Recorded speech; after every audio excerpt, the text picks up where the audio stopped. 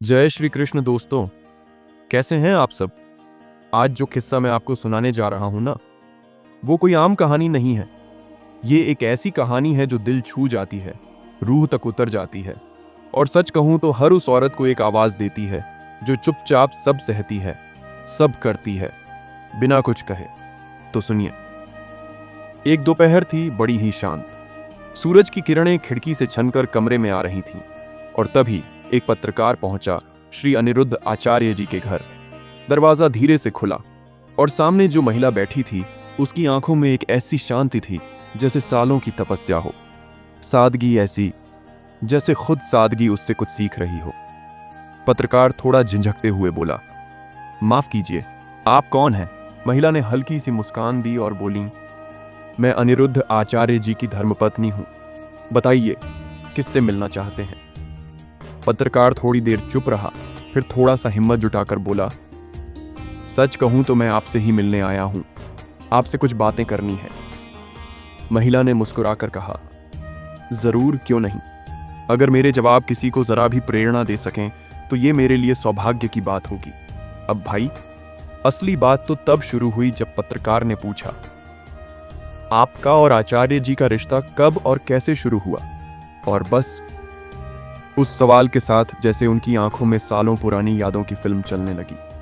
वो बोली, जब मैं उन्हें पहली बार मिली थी, वो आचार्य नहीं थे, वो बस अनिरुद्ध थे, एक सच्चे कृष्ण भक्त, एक गरीब ब्राह्मण लड़का जिसकी आंखों में सिर्फ और सिर्फ श्री कृष्ण बसते थे। अब सोचिए, ना मोबाइल था, ना फेसबुक, ना इंस्टा, सिर्फ किताबें थीं और श्री कृष्ण की कथाएं। वहीं से शुरू हुआ ये रिश्ता। उन्होंने पहली बार यही कहा था, अगर तुम मुझसे शादी करती हो तो याद रखना, मुझसे पहले मेरे प्रभु हैं। और मैं चुप रही, लेकिन दिल ने कहा, जो कृष्ण को पहले रखता है वो मुझे कभी पीछे नहीं छोड़ेगा। शादी हुई। आसान नहीं था सब कुछ। छोटा सा किराए का घर, राशन उधार और पैसों से ज्यादा था विश्वास। जब आचार्य जी को पहली बार कथा करने का मौका मिला, उनके पास पहनने को कुछ नहीं था। मैंने अपने छोटे छोटे बचत के पैसों से एक धोती कुर्ता खरीदा और उस दिन जैसे मैंने अपने कृष्ण को खुद सजाया था। धीरे धीरे लोगों ने उन्हें सुनना शुरू किया। उनकी वाणी ने लोगों के दिलों को छूना शुरू किया। और मैं हर दिन उनके लिए भोग बनाती, सुबह जल गर्म करती और तुलसी के सामने दीपक जलाकर कहती, प्रभु, आज भी आपकी कृपा उनके शब्दों में बनी रहे। सब कुछ बहुत सुंदर लगता है ना, लेकिन असल संघर्ष तब आया जब हमारा बेटा छोटा था और आचार्य जी यात्राओं में व्यस्त। बच्चा हर रात पूछता, पापा कब आएंगे? और मैं कहती, जब भगवान के सारे काम पूरे हो जाएंगे तब। मैंने अकेले ही उसे पाला, स्कूल, संस्कार, सब कुछ।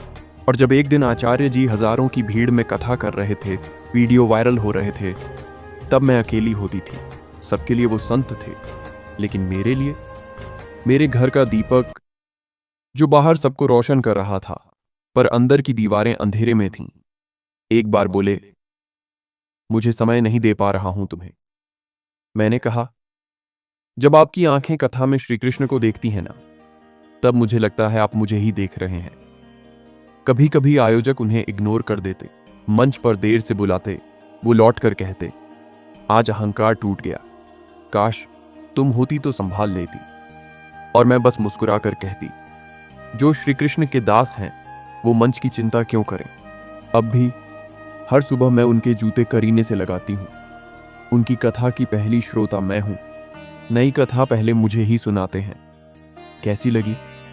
मैं बस कहती, अगर श्री कृष्ण को पसंद आएगी तो मुझे भी। मैं उनकी पत्नी नहीं, उनकी कथा का एक मौन अध्याय हूं, जहां शब्द नहीं, सिर्फ प्रार्थनाएं होती हैं। पत्रकार थोड़ा रुका, फिर बोला, आपको कभी शिकायत नहीं हुई? वो मुस्कुराई, आंखें हल्की सी नम हो गईं। शिकायत नहीं, बस मन चुप हो जाता था। जब रात में बच्चा बुखार में तड़पता और मैं अकेली होती, तो बस श्री कृष्ण से कहती, जिनके लिए मैंने सब कुछ सहा है, उन्हें कम से कम अब सुकून दो प्रभु। मैं जानती थी उन्होंने मुझे जीवन संगिनी नहीं, एक तपस्विनी के रूप में चुना है। और अगर वो थकेंगे तो मेरा आंचल ही होगा जहां सिर रख सकें। बेटे के बारे में पूछा तो बोली, हाँ, बचपन में उसने भी पूछा, पापा मुझसे ज्यादा भगवान से प्यार करते हैं क्या? मैंने कहा, नहीं बेटा, वो भगवान से इसलिए प्यार करते हैं ताकि हम दुख में ना रहें। आज वो बेटा बड़ा हो गया है, समझता है। हर बार पापा की कथा सुनकर मुझे कॉल करता है और कहता, माँ, आज पापा की बातों में जैसे आप बोल रही थी। फिर पत्रकार ने आखिरी सवाल किया, आप आज उन्हें किस रूप में देखती हैं?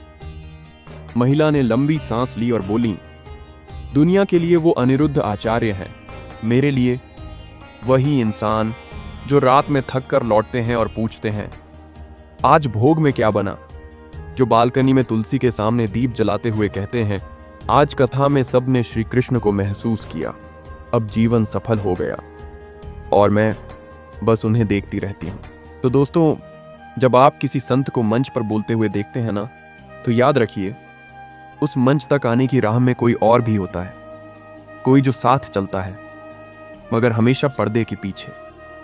आज आपने सिर्फ एक कहानी नहीं सुनी, आपने वो भावना महसूस की जो त्याग से बनी है, प्रेम से पगी है और विश्वास से मजबूत है।